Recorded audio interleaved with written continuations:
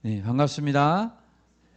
네, 오늘 봄비가 하루 종일 내렸네요. 네, 봄비가 내리는 가운데서도 예배를 사모하여 나오신 지체분들에게 우리 하나님의 은혜가 비처럼 내리시기를 소원합니다. 아멘. 마태복음 10장 전반부에서 예수님은 12사도를 세우시고 둘씩 짝을 지어서 전도 훈련을 보내십니다. 그런데 예수님은 여행에 필요한 여분의 돈도 준비하지 말고 여분의 옷이나 신발도 가져가지 말라고 하셨습니다. 어느 마을에 가든지 거기서 합당한 자를 찾아내서 거기 머물고 평안을 빌어주며 기도해 주어라 라고 하셨습니다. 예수님은 제자들이 일꾼으로서 자기의 먹을 것을 받는 것이 마땅하다라고 하셨지만 또한 동시에 여러 가지 핍박과 유혹과 위험이 예상된다고도 말씀했습니다. 제가 제자였다면 긴장했을 것 같습니다. 핍박과 유혹과 위험이 있다니 하면서 긴장이 되었을 것 같습니다. 물론 한편으로는 예수님께서 여행 중에 어떻게 채워주실까 이렇게 설레임도 있었겠지만 동시에 위험한 여행을 꼭 해야 되나 염려가 되기도 했을 것 같습니다. 여러분, 제자들은 왜 이런 전도 훈련을 감당해야 되고 또 앞으로도 나중에 연속해서 그런 전도인의 삶을 살아야 될까요? 이런 제자들에게는 어떤 보상이 따를까요? 제자들이 이런 생각을 하고 있을 때 예수님께서 오늘 말씀에서 그 해답을 주셨습니다. 오늘 말씀의 제목은 두려워하지 말라입니다. 여러분, 두려워하지 마십시오. 아멘. 예수님은 전도여행을 떠나는 제자들에게 먼저 핍박자들을 두려워하지 말라라고 말씀하셨습니다. 제자들은 둘씩 짝을 지어서 가고 있지만 처음 나서보는 전도 여행입니다. 예수님은 제자들에게 내가 너희를 보냄이 양을 이리 가운데로 보냄 같고 공회에 너희들이 넘겨질 것이고 회당에서 채찍질을 당할 것이다 라고 하셨습니다. 이런 말씀을 듣고 겁을 먹지 않는 사람이 어디 있겠습니까? 제자들이 전도하러 떠나려고 할 때 가장 큰 장애물은 그러므로 두려움입니다. 잡혀가서 채찍질 당하면 어떻게 하지? 이러다가 내 인생이 망하는 거 아닌가? 혹시 죽임을 당하면 어떻게 하지? 겁을 내는 것, 그것이 제자들에게 큰 장애물이었습니다. 그렇다면 예수님은 왜 제자들이 두려워할 필요가 없다고 말씀하십니까?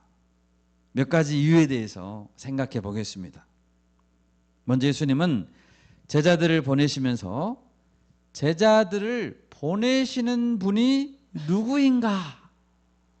누가 나를 보내고 있는가를 잘 생각하라고 하셨습니다. 여러분, 제자들을 누가 보내고 계세요? 예수님이 보내고 있어요. 제자들보다 제자들을 보낸 주인이 훨씬 더 높다는 사실을 기억해야 됩니다. 24절을 보십시오. 제자가 그 선생보다 또는 종이 그 상전보다 높지 못하나니. 높다라는 것은 권세가 더 크다는 뜻입니다. 스승과 제자, 주인과 종은 같은 경험을 하게 될 것입니다. 그러나 이 제자와 또는 종은 반드시 선생과 주인이 있다는 사실을 기억해야 됩니다. 제자들을 책임지고 가르친 자는 누구입니까?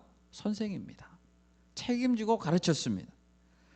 종을 보낼 때 그 종은 자신이 가는 길이 주인의 명령 때문이라는 것을 잊어서는 안 됩니다. 종 혼자 가는 거 아닙니다. 주인의 명령 때문에 가는 거예요.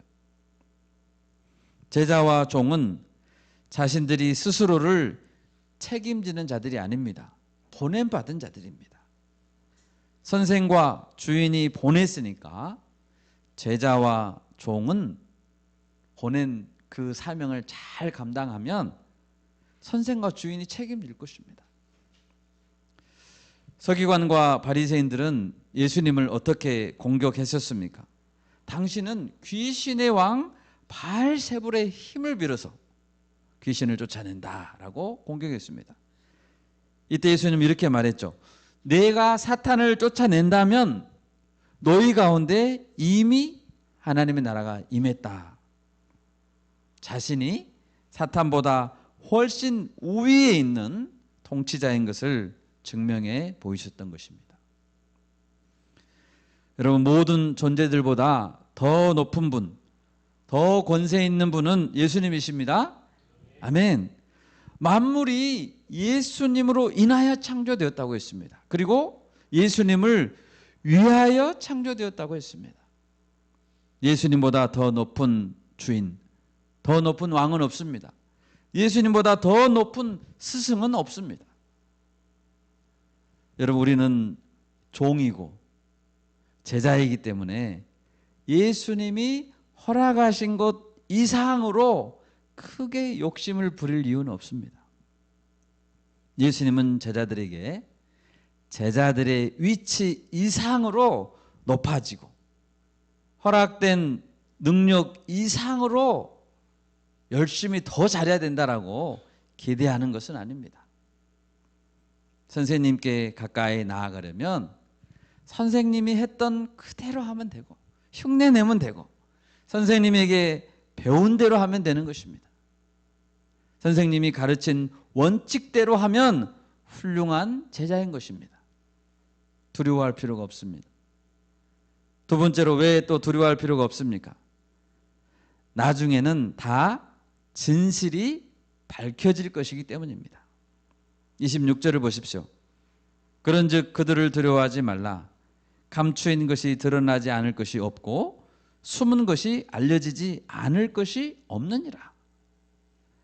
하나님의 진리는 반드시 드러나게 될 것이고 어느 누가 감추고 덮으려고 해도 반드시 알려지게 될 것입니다.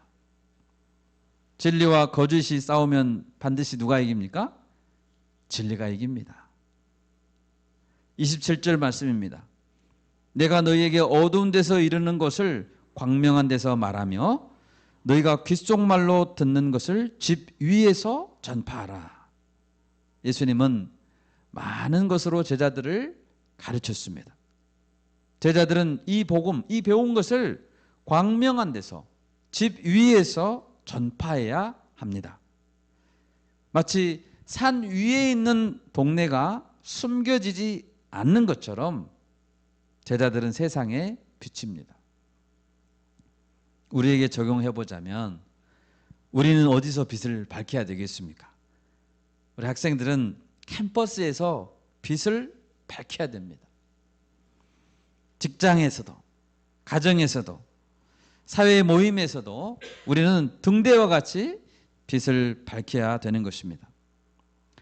복음을 전달받은 자는 혼자만 가지고 있으면 안 됩니다. 드러내라고 했죠. 그것은 복음을 전달하라고 하신 예수님의 명령에 혼자만 가지고 있으면 예수의 명령에 불순종하는 것입니다. 그래서 사도 바울은 이렇게 말했습니다. 내가 복음을 전하지 않으면 내게 화가 있을 것이다 라고 했습니다. 복음을 받은 자는 반드시 복음을 다른 사람에게 전달해야 됩니다. 가지고만 있으면 화가 있을 것입니다. 예수님은 마태복음 5장 18절에서 강조했습니다. 내가 진실로 너희에게 이르노니 천지가 없어지기 전에는 율법의 1.1획도 결코 없어지지 아니하고 다 이루리라. 아멘? 아멘. 제자들은 예수님이 가르치는 것이라면 1.1획이라도 빠뜨리면 안 됩니다. 다 전해야 됩니다. 왜요? 1.1획도 다 이루어질 것이기 때문이죠. 축복의 메시지도 전해야 됩니다. 동시에 저주의 메시지도 예수님이 하셨으면 전해야 되는 것입니다. 어느 특정한 사람들에게만 전해져서는 안 됩니다. 누구에게나 땅끝까지 공평하게 다 전해져야 됩니다. 진리는 반드시 알려지게 될 것이기 때문입니다. 여러분, 진리의 편에 선 자들은 두려워할 필요 없습니다. 진리의 편에 섰다면 두려워할 필요가 없는 것입니다. 조급해하거나 억울해할 필요가 없는 것입니다. 왜요? 진리는 반드시 드러나기 때문입니다. 진리는 그러므로 우리를 자유롭게 해주는 것입니다. 셋째로, 왜 제자들은 두려워할 필요가 없습니까? 예수님이 가장 강하시기 때문입니다. 사람의 몸과 영혼을 모두 죽이는 강한 분은 예수님이시기 때문입니다. 제자들을 끌고 가서 공회에 세우고 채찍질하는 자들이 강해 보인다고 해도 그들은 몸을 죽일 수밖에 없습니다. 그들은 영혼을 털끝만큼도 건드릴 수 없습니다. 그렇지만 예수님은 몸과 영혼 모두를 지옥에서 멸하실 수 있는 하나님이십니다. 아멘. 여러분, 지옥의 존재를 믿으십니까? 아멘. 예수님은 자신을 믿지 않는 자는 반드시 지옥에 떨어질 것이라고 말씀했습니다. 예수님은 마가복음 9장 43절에서 말씀하셨습니다. 만일 네 손이 너를 범죄하게 하거든 찍어버리라. 장애인으로 영생에 들어가는 것이 두 손을 가지고 지옥, 곧 꺼지지 않는 불에 들어가는 것보다 나으니라 라고 했습니다. 아멘? 아멘. 예수님은 영생이 있다고 하셨고, 그리고 지옥도 있다고 했습니다. 지옥에 대해서는 꺼지지 않는 불이라고 표현했습니다.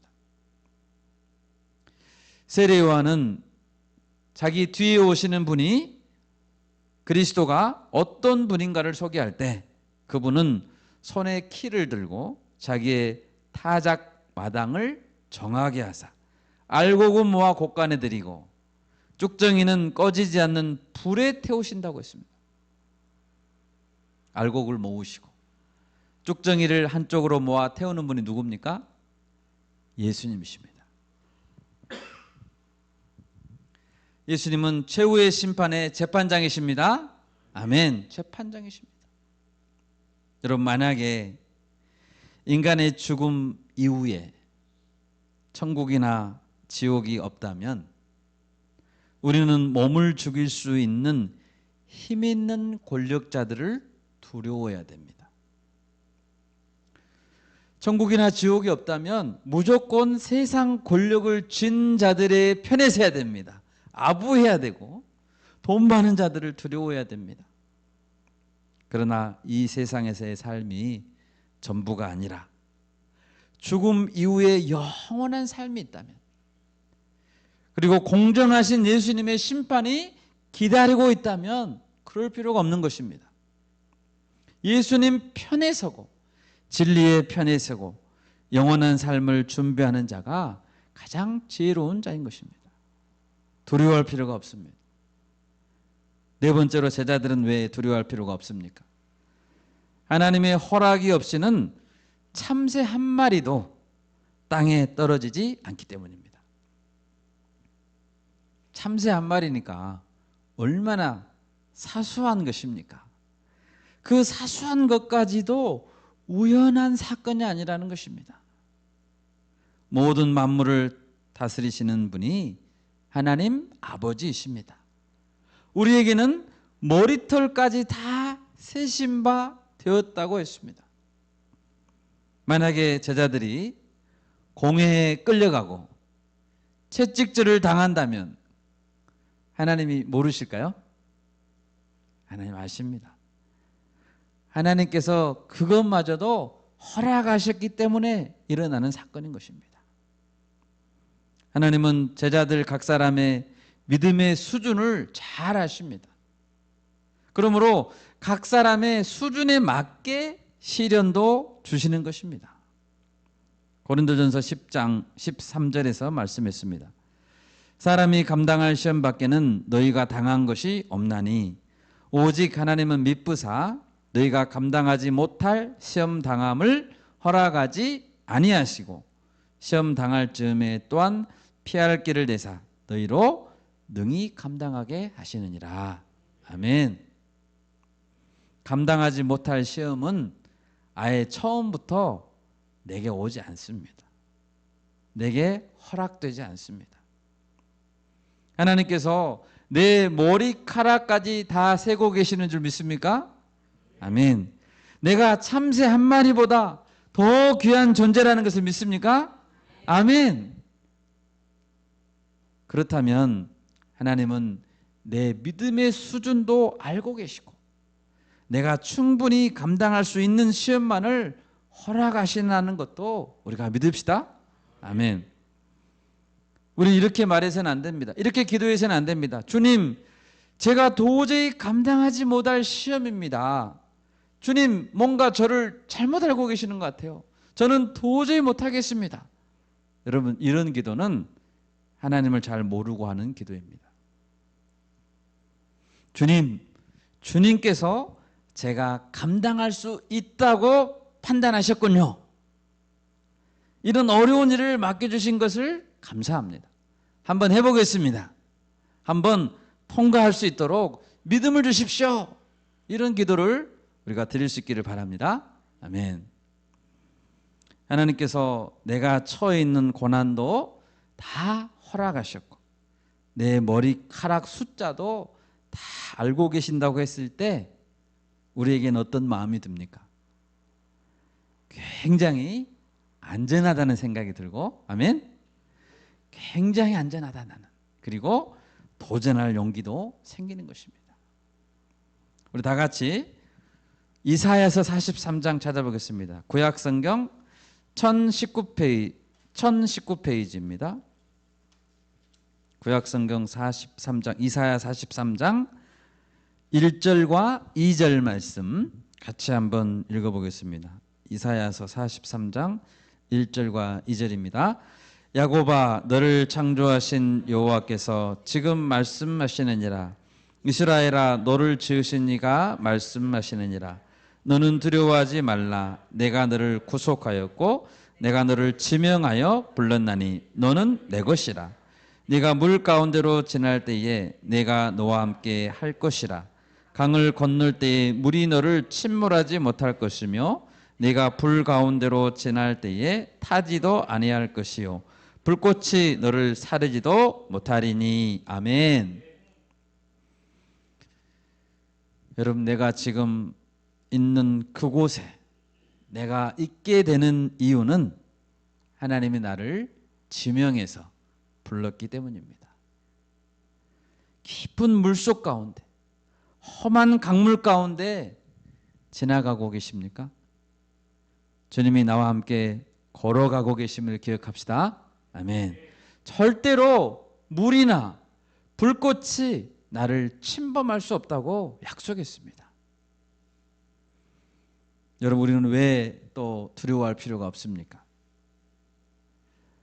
본문을 보면 아버지 앞에 서는 날 예수님께서 우리를 안다고 시인할 것이기 때문입니다. 예수님의 시인, 내가 너를 잘 안다. 예수님의 시인, 그것은 우리에게 보장된 천국행 티켓입니다. 여러분, 우리가 세상을 살아갈 때 담대하지 못한 이유는 든든한 보장이 없기 때문입니다. 사람들이 많은 보험을 듭니다. 생명보험, 암보험, 운전자 보험, 해외여행을 갈 때는 해외 여행자 보험도 듭니다. 보장받기 위해서이죠. 그런데 그런 보장은 사고가 일어나는 것을 미리 막아줄 수 없습니다. 사고 이후에도 완벽하게 보장해주지 못합니다. 여러분, 이 세상의 어떤 보장도 우리를 제대로 지켜주지 못합니다. 그렇다면 우리 영혼의 미래를 위해서는, 몸이 아니고 영혼의 미래를 위해서는 우리는 지금 어떤 보험을 들고 있습니까? 고린도후서 1장을 한번 찾아보겠습니다. 고린도후서 1장 21절 22절입니다. 신약성경 287쪽에 있습니다. 고린도후서 1장 21절 22절입니다. 같이 읽겠습니다. 우리를 너희와 함께 그리스도 안에서 굳건하게 하시고 우리에게 기름을 부으신 이는 하나님이시니 그가 또한 우리에게 인치시고 보증으로 우리 마음에 성령을 주셨느니라. 아멘. 보증으로 우리에게 성령을 주셨다는 거예요. 우리에게는 이 세상의 보험이 아니라 아버지 하나님께서 보내주신 성령님이 우리의 확실한 보증이라는 것입니다. 그러므로 우리는 두려울 필요가 없는 것입니다. 여러분 정리해 봅시다. 예수님은 제자들을 보내시면서 두려워하지 말라라고 했습니다. 두려워하지 맙시다. 아멘. 예수님은 우리의 주인, 우리의 스승이 되십니다. 진실은 반드시 밝혀질 것입니다.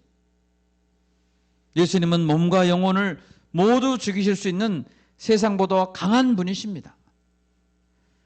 참새 한 마리도 하나님이 허락하셔야 땅에 떨어집니다. 예수님이, 성령님이 우리 최후의 보장이 되십니다. 그러니 두려워하지 맙시다. 우리가 TV 사극에 보면 왕이 보낸 특사 암행어사가 나옵니다. 암행어사가 탐관오리 사또를 두려워하는 거 봤습니까? 암행어사는 옷은 꾀지져요. 막 찢어졌어요. 막 가슴 막 좀 떨어졌어요. 그런데 폼 잡고 다닙니다. 두려워하지 않습니다. 암행어사는 왕이 자신을 보냈기 때문에 두려워하지 않는 것입니다. 여러분 다윗이 얼마나 하나님을 찬양했습니까? 다윗은 도망자였습니다. 도망 다녔습니다. 그런데 하나님을 붙들었습니다. 여호와는 나의 요새시요 나의 하나님은 나의 피할 반석이시라 라고 했습니다. 다윗은 안전한 건 다 갖다 붙였습니다. 여호와는 안전한 요새시요 반석이시요 건지시는 자시요 구원이시요 숨을 바위시요 방패시요 구원의 뿌리시요 산성이시요 계속 아마 있으면 다 했을 거예요. 여러분 다윗은 도망자이지만 두려워하지 않았습니다. 하나님 때문에. 다윗의 찬양이 우리의 찬양이 되길 바랍니다. 아멘. 우리가 세상을 두려워하지 맙시다. 그게 두 번째로 예수님은 제자들에게 영적 싸움을 싸우라라고 하십니다. 본문 34절을 보십시오. 예수님은 원래 사랑과 용서의 대명사이시고 평강을 주러 오신 분이십니다. 그런데 34절에서는 갑자기 내가 화평을 주러 온 줄로 생각하지 말라. 화평이 아니요 검을 주러 왔다라고 했습니다. 제자들은 깜짝 놀랐을 것입니다. 칼은 사람을 죽이고 망하게 하는 거 아닌가? 여러분 어떤 사람에게 평화가 임하느냐 아니면 전쟁이 임하느냐 하는 것은 예수님에 대해서 어떻게 생각하느냐에 따라서 달라지는 것입니다. 예수님은 모든 사람에게 평화를 주러 오신 분이 아닙니다. 예수님은 모든 사람을 구원하려고 오신 분이 아닙니다. 아멘? 믿는 자를 구원하러 오셨어요. 자기 백성을 구원하러 오셨어요. 예수님은 자신의 앞에 선 자들에게 양자택일을 요구하십니다. 선택을 요구하십니다. 사람은 누구나 죄성 때문에 예수님도 택하고 세상도 택하고 싶어 합니다. 천국도 약속받고 이 세상에서도 인정받고 즐기고 누리면서 살고자 합니다. 그러나 예수님은 결단을 요구하세요. 하나님과 재물을 겸하여 섬길 수 없다. 아멘? 이런 단호한 자세가 우리에게 필요한 것입니다. 예수님은 모든 사람을 두 편으로 나눴습니다. 가족, 친구, 나라들을 모두 나누십니다. 만약 두 편으로 나누지 않으신다면 왜 천국과 지옥을 준비하셨을까요? 두 편이잖아요. 본문 35, 36절을 보십시오. 예수님에 대한 믿음의 차이 때문에 아무리 가까운 사이라고 할지라도 갈라설 수 있습니다. 아버지와 아들, 딸과 며느리, 며느리와 시어머니는 불화하게 될 것입니다. 예수님 때문에. 37절입니다. 우리 같이 한번 읽어볼까요? 37절. 아버지나 어머니를 나보다 더 사랑하는 자는 내게 합당하지 아니하고 아들이나 딸을 나보다 더 사랑하는 자도 내게 합당하지 아니하며. 아멘. 합당하지 않다는 것은 제자로서 영적 우선순위를 놓쳐버렸다는 이야기입니다. 합당하지 않는 것입니다. 제자로서. 예수님은 주여 주여 말하는 자가 천국에 다 들어가는 것이 아니라 하늘에 계신 아버지의 뜻대로 행하는 자가 들어간다고 했고, 또 아버지의 뜻대로 행하는 자가 형제요 자매요 어머니니라 라고 했습니다. 38절을 보십시오. 또 자기 십자가를 지고 나를 따르지 않는 자도 내게 합당하지 아니하니라. 십자가를 진다는 것은 앞에 나오는 구절들과 긴밀하게 연결되어 있습니다. 십자가를 진다는 게 뭘까? 그것은 가장 사랑하는 사람들, 심지어 가족이라 할지라도 그가 예수님을 따르지 않는다면 불화와 갈등을 각오할 수 있는 것, 그것이 십자가를 지는 것입니다. 우리는 사랑하는 사람들과의 관계 때문에 예수님을 버려서는 안 됩니다. 많은 그리스도인들이 가족을 핑계로, 친구를 핑계로 예수님을 떠납니다. 사랑하는 가족, 사랑하는 연인 때문에 신앙을 게을리합니다. 그런 자들에게 예수님은 단호하게 말씀하십니다. 너는 내게 합당하지 않는구나. 너는 십자가를 지지 않는구나 라고 말씀하실 것입니다. 여러분, 제자는 누구나 영적 싸움을 싸워야 됩니다. 아멘입니까? 아멘. 그 싸움은 쉽지 않습니다. 예수님은 자신을 만나러 온 어머니와 형제들에게 분명히 말했습니다. 나가보지도 않았습니다. 혈통이 같다고 형제 자매가 아닙니다. 아버지의 뜻대로 행하는 자가 형제요 자매요 어머니입니다 하고 나가보지도 않았습니다. 이 시간 우리가 어떤 자들보다 예수님을 더 붙들 수 있기를 바랍니다. 아멘. 어떤 인간적인 목표보다 예수님을 더 사랑하는 것을 우리의 목표로 삼아야 됩니다. 내가 사랑하는 어떤 것이 있습니까? 내가 좋아하는 어떤 취미가 있습니까? 내가 오르고 싶은 지위, 명예, 이것들이 있습니까? 그것보다 예수님을 더 사랑하기 원합니다. 아멘. 그것이 바로 영적 싸움이라는 것입니다. 마지막 세 번째로 예수님은 믿는 자가 받을 상이 있음을 전하라고 하셨습니다. 40절을 보십시오. 예수님 말씀하셨습니다. 복음을 전달하러 간 제자들을 영접하는 자들은 제자들을 보내신 예수님을 영접하는 것이고, 또한 예수님을 보내신 하나님 아버지를 영접하는 것과 똑같다라고 말씀했습니다. 예수님은 제자들을 하나님의 전권 대사로 여겨주셨습니다. 여러분, 그 당시에 유대인들은 아마 가장 존경하는 인물을 꼽으라면 모세를 꼽았을 것 같아요. 모세가 쓴 모세 오경은 최고의 경전이었고 삶의 절대 기준이었습니다. 요 하나님께서는 모세에게 특별한 호칭을 주셨죠. 너는 나의 종이다.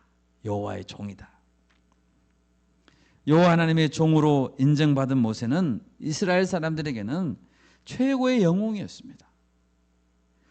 그런데 예수님은 오늘 제자들을 향해서 너희를 영접하는 자는 하나님을 영접하는 것이다 라고 말씀해 주고 계십니다.